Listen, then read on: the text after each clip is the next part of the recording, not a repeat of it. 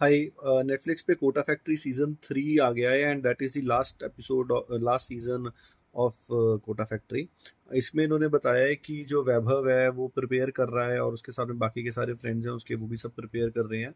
But इन्होंने बताया कि Varnali committed suicide in the end of the second season, so Jeetu bhaiya is seeing a counsellor, is seeing a therapist because he's not able to cope up with that much of a pressure, कि बच्चे उस पर इतना ज़्यादा rely कर रहे हैं और बच्चे इतने ज़्यादा, तो इन्होंने बताया कि वो काफ़ी ज़्यादा डीप इन डिप्रेशन चले गए हैं। जीतू भैया वो आ भी नहीं रहे हैं पढ़ाने के लिए, तो जो उनका जो सेकंड इन कमांड है एमर्स पे, वो वो बोलता जा रहा है कि जीतू भैया को बहाने मारता जा रहा है।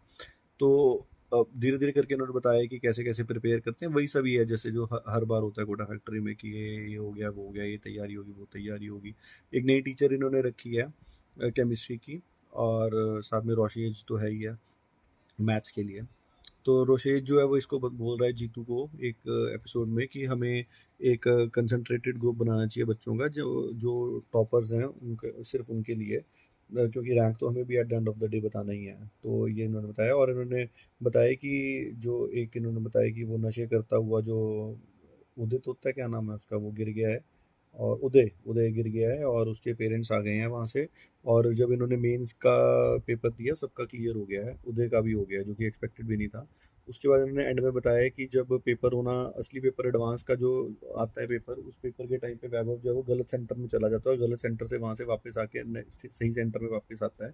But he is quite late, और वो हफड़ा दफड़ी में पेपर देता है। और एंड में जब रिजल्ट आता, और एक एपिसोड में उन्होंने बताया है कि जो वैभव की गर्लफ्रेंड थी, मुझे नाम नहीं ध्यान आ रहा, वर्तिका वर्तिका और वो वर्तिका उससे बचती जा रही है, पढ़ना नहीं चाह रही, क्योंकि उसको लगता है कि वो बहुत डांटता है उसको, और ये सब चीज़ें वो भी इन्होंने कवर करी है।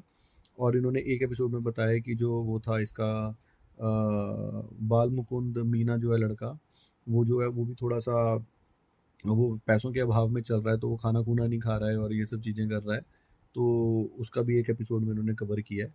अल्टीमेटली इन्होंने बताया कि सबका क्लियर हो जाता है, उदय का नहीं होता क्योंकि उसका तो होना भी नहीं था। उसके बाद में वैभव का क्लियर नहीं होता है पेपर, और बाल मुकुंद का हो जाता है, वर्नाली का हो जाता है, मीनल का हो जाता है, वर्नाली कह रहा हूँ, वर्तिका का, सबका ये आईआईटी निकल जाता है, इसका नहीं निकलता, वैभव का, जो कि हमारा मेन हीरो है।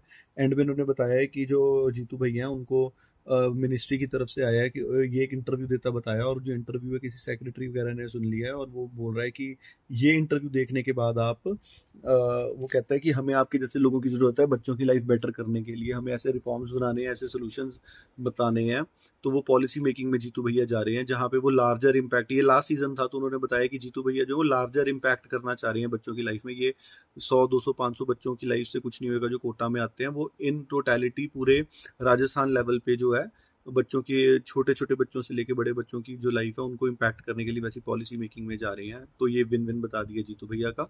और दूसरे एंड पे वैभव का बता दिया कि वो रीअपियर होएगा एमर्स में, उसने रिपीट बैच के लिए एडमिशन ले लिया, तो ये एक बताया।